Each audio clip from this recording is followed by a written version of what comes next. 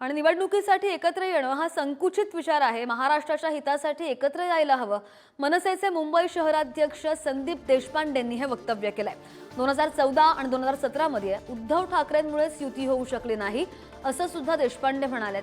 तर 2017 मध्ये उद्धव ठाकरेंनी फोन उचलले नाहीत असंही देशपांडेंचं म्हणणं आहे। तामिळनाडूमध्ये कावेरीच्या मुद्द्यावर तामिळ एकत्र येतात, तसं मराठी पक्षांनी एकत्र व्हावं। ठाकरे बंधूंच्या युतीच्या चर्चांवर संदीप देशपांडेंनी हे वक्तव्य केलंय।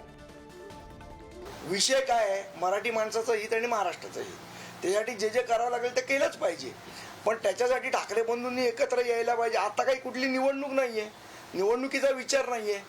मराठी विषयासाठी आणि महाराष्ट्रासाठी सगळ्या मराठी लोकांनी एकत्र आलं पाहिजे ना। ठाकरेच बंधू का, कुमार पण येऊ शकतो त्याच्यामध्ये, असं काही नाहीये। दोघांमधली एकंदरीतच मागच्या काळातली काही कटुता जर बघितली गेली तर या गोष्टीला बळ मिळतंय का? माझा ट्विटचा अर्थ असा आहे की एखादा विषय फक्त महाराष्ट्राच्या आणि मराठी माणसाच्या हिताचा जेव्हा आपण बोलतोय तेव्हा तो फक्त निवडणुकीपुरता मर्यादित नसावा। निवडणुका येतील तेव्हा त्या विषयावर काय ते नेते मंडळी निर्णय घेतील। ते आम्ही भारतीय जनता पक्षाबरोबर जातो की काय, युती करतो की काय, म्हणून ती निवडणुकीसाठी खेळलेली खेळी होती 2017ला उद्धव ठाकरेंनी। दगा कोणी दिला? मी सांगितलं ना तुम्हाला, नंतर त्यांनी फोन उचलायचे बंद केले। तर दगा कोणी दिला हा पुन्हा सांगायचा विषय नाहीये, तो अध्यारूटच आहे कोणी केलं ते। कारण बाळा नांदगावकर स्वतः 2017ला मातोश्रीवर जाऊन आले, नांदगावकर साहेब स्वतः गेलेले। तरी म्हणजे नांदगावकर साहेब दादरवरनं मातोश्रीवर गेले, पण उद्धव साहेब पहिल्या मजल्यावरनं तळ मजल्यावर आले नाही, हा विषय आहे त्याच्यामध्ये। त्यामुळे आता 2017चा विषय काय झाला तो तुम्हाला सगळ्यांना माहितीच आहे। 2014ला काय झालं हेही तुम्हाला मी काल सांगितलंय। आणि या सगळ्या संदर्भात अधिकची माहिती कर आमचे प्रतिनिधी श्रेयस सावंत आपल्या सोबत आहेत। श्रेयस, आपण जर पाहिलं तर दोन मतप्रवाह, मतभेद, विविध प्रतिक्रिया आणि अटी आणि शर्तींच्या जोरावरची ही होणारी युती, या सगळ्याकडे कसं पाहिजे? आणि दुसरं म्हणजे त्यांच्याच पक्षातले कार्यकर्ते, त्यांच्याही संमिश्र प्रतिक्रिया, जसं की आपण पाहिलं अमेय खोपकर असतील किंवा संदीप देशपांडे असतील, कसं एकूणच पाहता येईल या सगळ्याकडे? खरं तर आपण आता या गोष्टीकडे कसं पाहिलं पाहिजे ह्याच्याकडे सगळ्यांचं लक्ष लागलं आहे। मात्र श्रद्धा, आपण एक बघू शकतो की जे वक्तव्य झालं आहे ते खुद्द उद्धव ठाकरे जे पक्षप्रमुख आहेत आणि राज ठाकरे जे मनसे अध्यक्ष आहेत त्यांनी केलेलं आहे। त्यामुळे कुठे ना कुठे या दोन्ही नेत्यांनी वक्तव्य केल्यामुळे ह्या चर्चेला खऱ्या अर्थानं पूर्ण स्वरूप आलेलं आहे असं आपल्याला दिसून येत आहे। मात्र या सगळ्यानंतर 2017 साली झालं, 2019 साली झालं, ह्याची जळ अजूनपर्यंत मनसे नेत्यांच्या मनात आहे।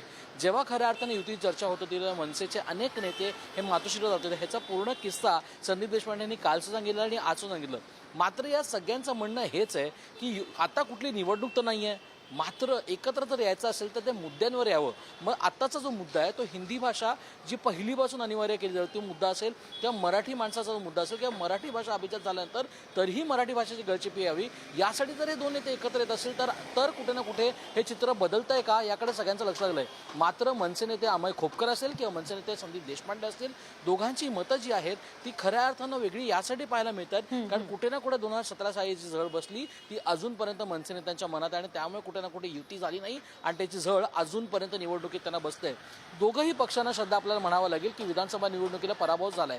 मध्ये शिवसेना उद्धव ठाकरे गटाला असो किंवा मनसे अध्यक्ष राज ठाकरे यांच्या मनसे पक्षाला असो, तर कुठे ना कुठे नवं संजीवनी द्यायचा प्रयत्न सुद्धा इकडे पक्षाला मिळेल का, ते खालच्या लेवलच्या कार्यकर्त्यांना मिळेल का, मधल्या लेवलच्या कार्यकर्त्यांना आणि नेत्या मंडळाला मिळेल का, आता त्याकडे सगळ्यांचं लक्ष लागलंय। मात्र जे प्रवाहामध्ये जे येत आहेत, जी मतं येत आहेत, ती सगळ्यात महत्त्वाची मतं हीच आहे की कुठे ना कुठे झळ बसली, त्याची अजूनपर्यंत झळ ही पूर्ण झाली नाहीये। त्यामुळे मनसे नेत्यांमध्ये कुठे ना कुठे एक संभ्रम निर्माण आहे की ही जर युती झाली तर कुठे ना कुठे ही युती होईल का आणि ती पूर्णत्वापर्यंत नेतील का, त्याकडे सगळ्यांचं लक्ष लागलेलं आहे। अगदी नाही, बरोबर आहे। आता ही युती होते का, आणि जर युती होत असेल तर ज्यांचा विरोध आहे त्यांना शमवण्यामध्ये किंवा त्यांची समजूत काढण्यामध्ये राज ठाकरेंना यश येतं का, याकडे सुद्धा लक्ष असेल। श्रेयस, विनंती, सोबत राहा, पुढच्या बातमीचे सुद्धा अपडेट घ्यायचे। आणि 2 दशकांच्या राजकीय दुराव्यानंतर ठाकरे बंधूंनी एकत्र येण्याचे संकेत दिलेत। मनसे अध्यक्ष राज ठाकरे यांनी अभिनेता महेश मांजरेकर यांना दिलेल्या मुलाखतीमध्ये एकत्र येणं कठीण नसल्याचं सांगितलं, पण तशी इच्छा आहे का असं सांगत त्यांनी उद्धव ठाकरेंकडे चेंडू डोलावला आणि त्यावर मराठी आणि महाराष्ट्रासाठी किरकोळ भांडणं बाजूला ठेवायला तयार आहे असं सांगत उद्धव ठाकरेंनी सकारात्मक प्रतिसाद दिला। त्यामुळे ठाकरे बंधू एकत्र येण्यासंदर्भात पहिल्यांदाच दोनही बाजूंनी सकारात्मक भूमिका घेतली गेली आहे, पण एकत्र येण्यासाठी आपली एक अट असेल असं सुद्धा उद्धव ठाकरे यांनी स्पष्ट केलंय.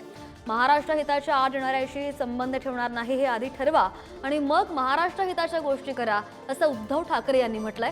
आणि त्यामुळे युती करायची असेल तर भाजप आणि शिंदे यांच्याशी संबंध तोडावे लागतील असंच उद्धव ठाकरे यांनी सुचवलंय. त्यामुळे दोनही बाजूंनी सकारात्मक भूमिका घेतली असली तरी सुद्धा प्रत्यक्षात युती होईल का या संदर्भातली उत्सुकता आता ताणली गेली आहे.